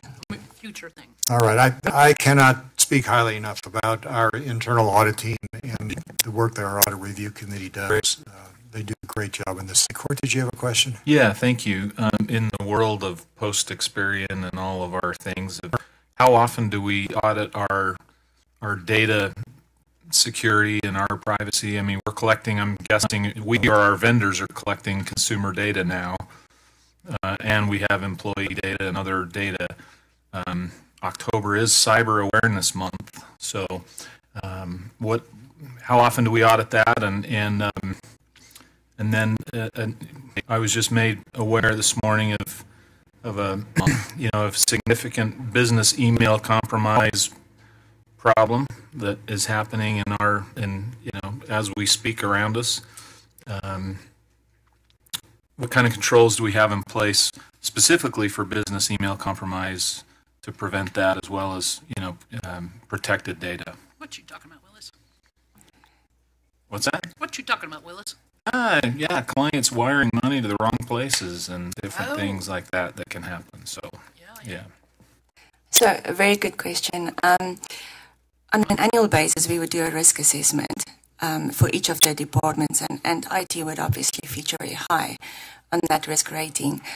So what they do is they would do a risk report in terms of what they believe are the key risk areas for IT specific. And then we will sit down with them and identify how we can provide assurance on it. For cybersecurity, for example, it's very specialized.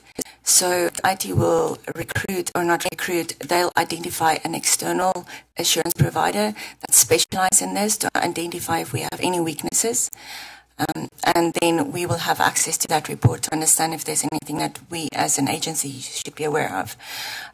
If there are other areas that we can audit with our skill set, then of course we will do, as this ERP system was an example of. But cybersecurity is very specialized. So I know, and I can't speak for the IT director, but I believe that is on their project plan for next year, is to get assurance from an external assurance provider. Does that answer your question?